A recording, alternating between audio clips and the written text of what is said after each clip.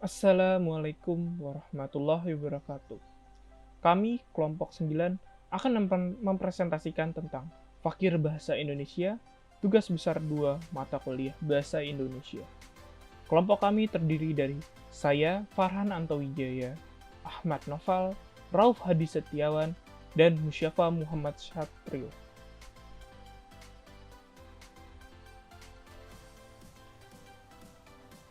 Bahasa Indonesia.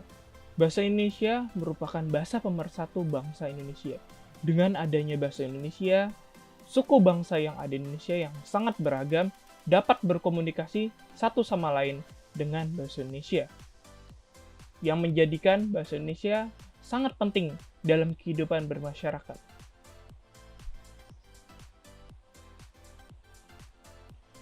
Pada saat ini, tidak dapat dipungkiri lagi, masyarakat Indonesia seringkali menggunakan kosakata asing.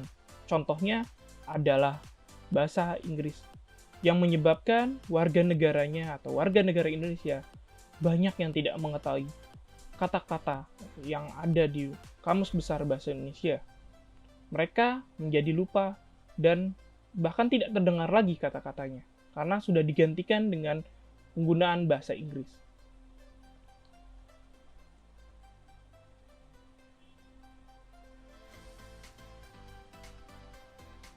Indolis. Indolis adalah penyebutan di mana penggunaan bahasa Indonesia yang dicampur dengan bahasa Inggris yang sudah marak sekali terjadi pada saat ini. Bahkan hampir di semua tempat banyak yang menggunakan bahasa Inggris. Contohnya di mall, di mana tempat parkir sudah menggunakan bahasa Inggris, park, contohnya, kemudian banyak lagi. Mereka menggunakan bahasa Inggris karena menurut mereka bahasa Inggris lebih bergengsi dan lebih ilmiah, di mana bahasa Inggris lebih membanggakan dari bahasa Indonesia.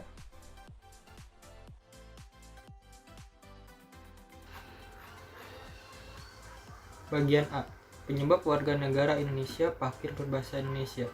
Berdasarkan hasil angket yang dilakukan oleh Muhammad Zazeri dan Siti Zumrotul Maulida 2000 pada tahun 2018, diketahui bahwa loyalitas warga negara Indonesia terhadap bahasa Indonesia tergolong rendah. Kemudian, penggunaan bahasa asing dalam dunia akademis, spanduk kegiatan, papan nama, dan acara televisi yang mengakibatkan warga negara Indonesia menjadi lebih terbiasa mendengarkan bahasa asing daripada bahasa Indonesia. Di dalam KBBI, terdapat 91.000 lema dan kurang dari 80% yang kita ketahui. Salah satu alasannya adalah pelajaran bahasa Indonesia di sekolah tak memiliki cukup ruang untuk mengenalkan kita pada kekayaan kosakata bahasa Indonesia. Kita sebagai orang asli Indonesia telah mendarah dagingkan bahasa Indonesia dalam percakapan atau tulisan sejak usia dini, paling tidak sewaktu di sekolah.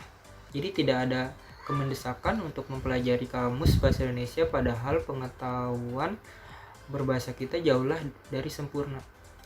Ada begitu banyak kosakata bahasa Indonesia yang belum kita ketahui dan kita seolah merasa jumawa untuk belajar pada sumber kekayaan bahasa, yakni kamus. Jadilah kita seperti fakir dalam berbahasa Indonesia. Selanjutnya adalah bagian B. Dampak penggunaan bahasa asing yang semakin marak di negara Indonesia. Contohnya, ada banyak warga negara Indonesia yang tidak mengenal kata keracak, cerih, atau tanglung. Kata keracak artinya melonjak-lonjak atau laju. Kemudian, kata cerih berarti sisa atau ampas. Dan terakhir adalah kata tanglung, adalah lentara dari kertas lampion. Di KBBI atau Kamus Besar Bahasa Indonesia, ada begitu banyak kasjana, kata yang seringkali kita terucap dan kita terapkan, baik dalam bahasa lisan ataupun tulisan kita. Dampaknya semakin diparah dengan saling sengkarutnya kita dalam bercakap.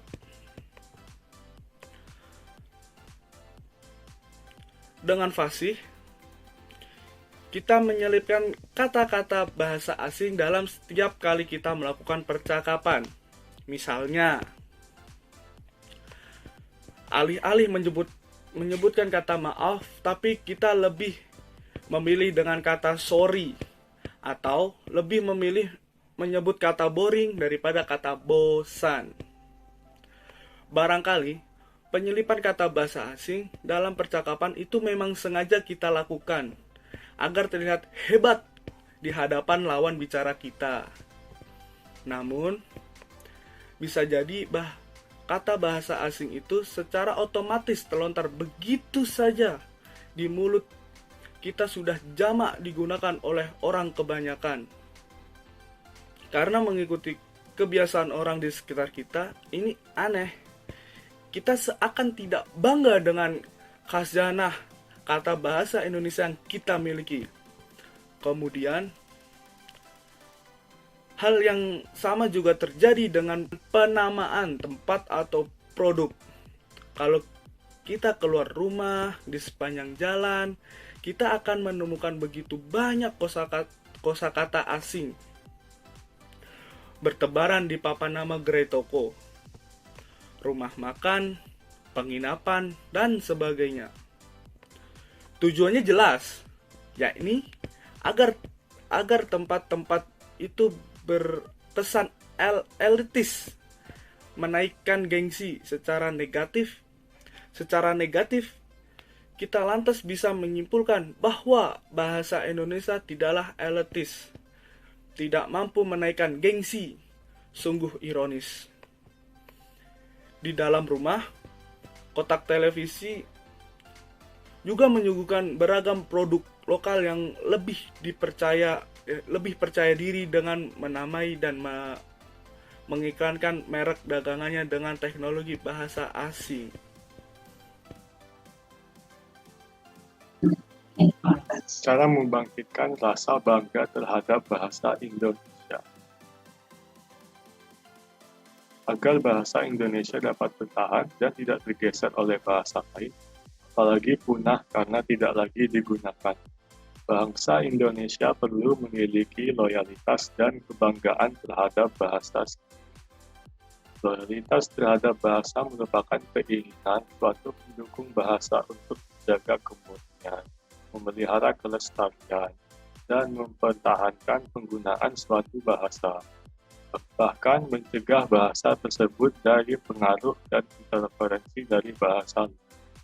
Fenomena penggunaan bahasa Indonesia yang tidak benar harus sedikit demi sedikit dihindari. Sembari itu ditanamkan rasa cinta dan setia terhadap penggunaan bahasa Indonesia. Kesetiaan terhadap bahasa Indonesia merupakan pengalaman Sumpah Pemuda butir ketiga, yakni menjunjung tinggi persatuan bahasa Indonesia. Kebanggaan terhadap bahasa sendiri merupakan kunci bertahannya sebuah bahasa Indonesia. Kebanggaan terhadap bahasa sendiri dapat dilihat dari frekuensi penggunaan bahasa tersebut dibanding penggunaan bahasa lain. Kondisi ini seperti oleh Fishman disebut sebagai loyalitas bahasa. Menurut Sumarsono, dalam bukunya yang berjudul Sosiolinguistik, menurutnya ada 5 faktor penting yang dapat mempertahankan bahasa Indonesia. Yang pertama adalah wilayah pemukiman yang terkonsentrasi, adanya toleransi dari masyarakat mayoritas, adanya sikap tidak akomodatif terhadap budaya lain, adanya loyalitas terhadap bahasa, dan adanya kesinambungan dari generasi ke generasi.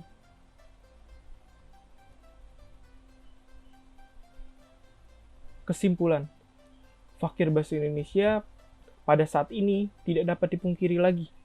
Mulai dari anak kecil, remaja, hingga dewasa, sudah sering sekali menggunakan bahasa luar, bahasa asing, terutama bahasa Inggris. Karena menurut mereka, bahasa Inggris lebih bergengsi daripada bahasa Indonesia, sehingga membuat mereka sering kali menggunakan bahasa Inggris yang dicampur dengan bahasa Indonesia, atau biasa kita sebut Indolish. Mereka menggunakan bahasa Inggris dalam kehidupan sehari-hari karena menurut mereka lebih bergengsi daripada bahasa Indonesia. Akibatnya, banyak dari mereka yang tidak mengerti kosakata atau beberapa kata-kata yang ada di kamus-kamus besar bahasa Indonesia yang bahkan mereka tidak pernah mendengar sebelumnya.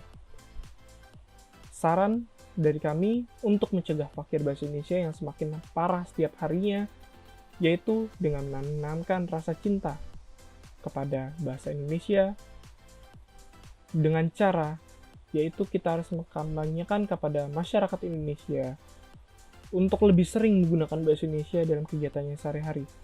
Hal tersebut harus dilakukan untuk menumbuhkan rasa percaya diri terhadap bahasa Indonesia untuk Indonesia yang lebih baik ke depannya. Terima kasih sudah menonton video presentasi dari kelompok kami.